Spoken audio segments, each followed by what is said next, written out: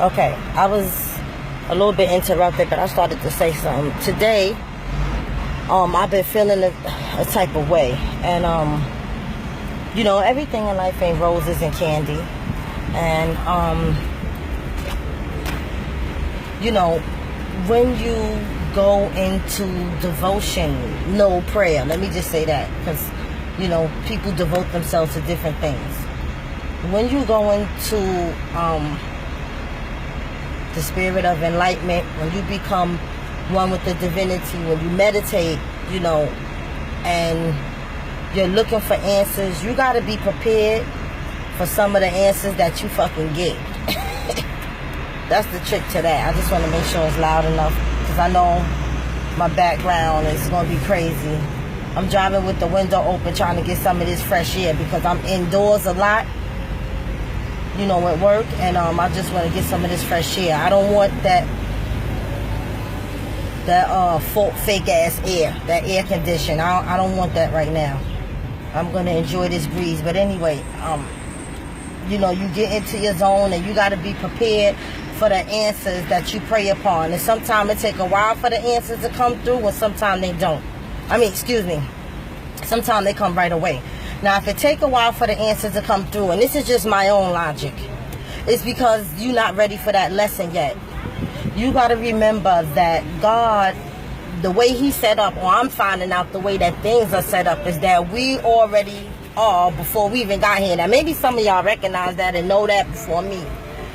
But I chose when I first heard that to decide that didn't apply to me, And then as you go along in your spiritual journey, you find out that there's a lot of truth in that. And so if we already designed before we got here, that means that He also have everything pretty much laid out for us. Part of the journey is for us to keep in connection with divinity, to find out our purpose here, and then to live in that purpose and to fulfill that purpose. What I've had a habit of doing is getting in my own way. On more than one occasion, or more than one thing, but I'm thankful for God being so understanding and not allowing me to hurt myself too bad. But the process can be a painful one, because if it's not physical pain, then it's emotional pain. And one of the things about people that's so weird, I think, is that it's the only way we learn, through pain. And that's the topic that I want to talk to you about right now, family. Is, hurt people. Hurt people do hurt people. And I'm saying that to say is that, people, you can have an association, a friendship, a companionship with somebody for years on end, and it still doesn't really mean you know them. But if you pay attention, in due time, people will always let you know who they really are. The problem is, we get in our own way.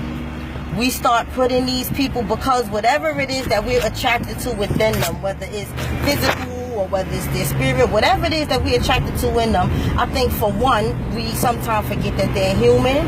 And I think that for two, we try to put them in this little box that we think that they should be in.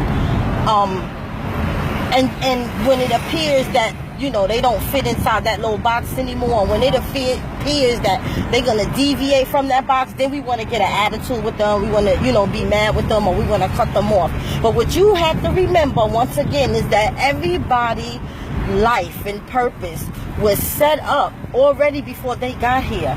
God uses people. So when these people come into your life, you have to absorb the process, meaning, when you start to see these people for who they really are, you learn the lesson and you graduate from it. Unfortunately, I know, we're human, yes, and we grow attachment to things, but these are some of the things that we have to let go. The things that you accept be the same things that you end up regretting that you accepted. If you're a certain kind of person, certain people just can't be in your life. And this is the lesson that I'm learning right now, because these same very people, when you allow them to stay inside of your life, you start to realize, or at least for me, I start to realize that already learned how to operate in dysfunction because of whatever or whomever the person was that hurt them. They didn't learn the lesson and move on. They stayed in the pain, and then they learned how to operate in the pain, from the pain, and therefore they are not, what's the word I'm looking for? Like, they can't be, you can't even have a good friendship, relationship, companionship, or whatever with this person because they're operating in pain and you're operating from a different place. So therefore we're not compatible. If I'm operating out of love and you're operating out of pain, no, I'm not going to give up on you, but I cannot subject myself, I can't endanger myself trying to help you. And that's what I'm saying. If you know that, you know, if there are good people in your life and you know there are good people in your life, don't fucking turn around and hurt them people because somebody else hurt you. That's the most tackiest shit I ever seen in my life. And then you wonder why, you know, shit just ain't going right for you. Shit ain't gonna go right if the energy you put out ain't right. Shit ain't gonna come back right. Karma is a fucking mirror, people, okay? And, you know, I done tried to go from being calm to cursing, I know, because when I talk to y'all about things, it's things that been on my mind and it's things that I'm passionate about. So no, I can't give up on I'm not gonna, you know, give up on a friendship, but I do have to feed you with a long-handed spoon. I do. And I don't know if that'll affect you in any kind of way or not. But at that point, if I have to feed you with a long-handed spoon, I'm not any longer concerned with how I'm affecting you. I think that, you know, at that point, I feel like it's best for both of us to remove ourselves from the situation because, you know, two hurt people or angry people, when they clash, the results are never good. You know, it's never good. So I'm saying all that to say, you know, this year, this summer, because, you know, like I said, I've been meditating and praying on some things. Of course, my purpose, I want to, you know, figure out what my purpose is. I'm getting older and I want to start living in my purpose, fulfilling my purpose. But also, you know, my companionship, my relationship, and my association with people, because I'm coming to realize that people evidently don't feel the same way about me as I feel about them. And it's fucking disappointing. I try not to let people disappoint me so much that I've become this frustrated, angry person. I've been there before. That place, I've been there before. That's why I can speak about pain the way I do, because I've been there. I've operated out of that shit. And that shit is real. You have to be the kind of woman or the kind of man that fall back on your own and figure out a way to get the fuck up out of that pain. Because you'll definitely miss out on good things and good karma too. Karma ain't just bad, karma is good also. That's why they say it's a mirror. That's why it is a mirror. Not they say. That's why it is a mirror. Because you're going to get back from people most of the time what you dish out. And if you're not getting back what you dish out, if it's not even, if the requirements are not being met from quality people, then you have to re-examine your relationship with this person. You have to take them out of the box that you put them in and see them for who they really are. Because maybe they're a damaged person that's operating in pain. And the best thing you can do is pray for them. And, you know, treat them with a long-handed spoon. Because, you know, you don't want to taint yourself for trying to help somebody else. And then you never know why they are operating in pain. You know, I don't wish that on anybody. But I've also come to realize that the best way to pray for people is to pray that God sustains them. Is to pray that, you know, God will hold them, uplift them, and that they will find God in order to be able to do that. Sometimes it's not right, it's not fair, it's not good to pray people out of them situations, because God is going to listen to your prayers. But sometimes you praying, you think you helping them, and you end up, you're not helping them, you're hurting them. Because you're praying so hard, because you love them, of course, but you're going against what God already has set up for them. For whatever reason they're going through that particular pain, it's because there's a lesson in it for them.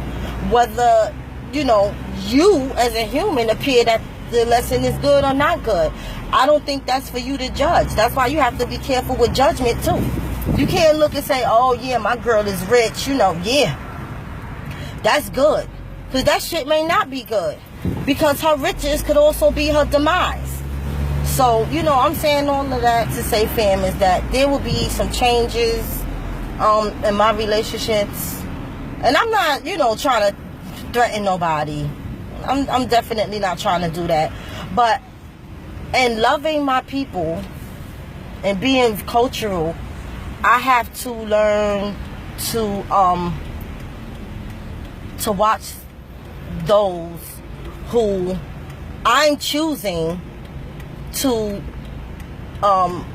spend my time with and be around, and that goes for family too. And you have to just be cognizant of those people, because you don't want to get caught up in that you know, their pain. You don't want to get caught up in somebody else's pain and somebody else's lesson. You don't want to do that. When you come across good people, family, and I say this all the time, when you come across good people, hold on to those good people. Because so many people are hurt nowadays and operating in pain that some of them don't realize they're hurting other people. Some of them do realize, and they just don't care. And if you don't care about the pain that you're in, it's no fucking way that you can care about the pain that you caused me. And that goes for males and females, you know, in your life. So I have to do some reevaluating. And there's, you know, like I said, I'm not trying to threaten anybody, but this is just, you know, when I post things or when I say things, have these talks with y'all, whether I go live or whatever, this is all shit that I'm learning. And, you know, I just choose to share it with y'all. I don't, you know, in hopes that, you know, not that somebody else is going through, no, I don't wish my pain or disappointment on anybody, but I just hope that if somebody is hurting and they could relate to anything I'm saying, I'm hoping that now they be like, you know, oh, I don't feel so alone now because B recognized what I'm saying. So no, I don't feel so alone. And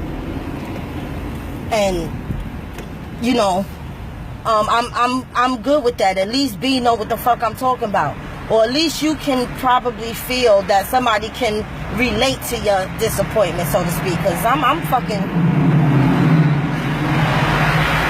I am tired. You know, just don't fight the process. Don't fight it, whatever it is. I know I've been holding y'all down for almost 15 minutes. I'm going to let y'all go because people have a short attention span. And, you know, they don't want to hear real shit for too long. They rather listen to a bunch of bullshit for hours on end. So with that being said, you know, y'all have a great, wonderful, and blessed day. And like I said, don't fight the process. When you're praying, ask God to guide you through the process. Because as long as you allow Him to take control, you're always going to come out on top. You're going to come out the winner. And, you know, the process is not always easy, but we learn through pain. You gotta see the math in that. Sometimes we got to go through that shit because it's the only way our hard-headed ass is going to learn. But if you pray and don't fight the process, then you're allowing God to take control. And in your prayer, you just, you know, let it be known that, God, I just need you to guide me through this process. And you will not fail. You will always come out on top. And, you know, with that being said, y'all have a wonderful, blessed day. All right?